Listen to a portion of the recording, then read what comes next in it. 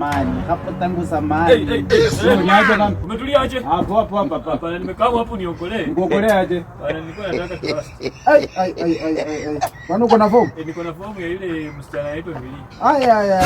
Huyu mmoja huyu. Wewe. Huyu Mili bwana jinsi alikuja hapa. Unajua hata alitoka hapa saa 5. Niaje? Mili alitoka hapa saa 5. Alikuwa hapa na kijana. Hata walipigania, siku kijana alikifanya aje. Hata aliangusha hapo pesa. Wewe acha hizo. Unaona huyu Mili?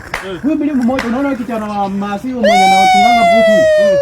Huyu Mili alienda naye kama. Huyu Mili mmoja, unaona kijana amepita hapa na boda. Si Mili ndio kijana. Ndugu zangu wacha nikwambie. Ng'ang'ana na life yako. Ng'ang'ana na life. Wacha na hizo mambo tu, trust only. Sina mimi siwezi kusaidia. Mimi nitakusaidia hapo hivi vitu kwa. Mili ni mtu mwingine. Wewe unakumbuka ile wimbo iliimbanga Merimeri?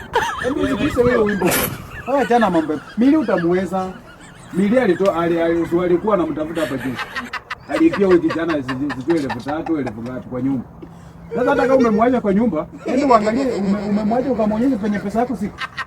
Hata ndio ujifanye unagonjeka. Saa hii tu amekucha saa hii nyumbani. Wachana na huyo mtu. Mimi nakwambia aje. Wachana na huyo mtu. Unajua uzalendo, mimi tamu yangu imeniambia nisikie. Endelea na sasa tamu inakuongelesha ama mimi ndio nakuongelesha. Tamu ninakuongelesha ama mimi ndio nakuongelesha. Sasa kama wachana vitu za tamu bwana.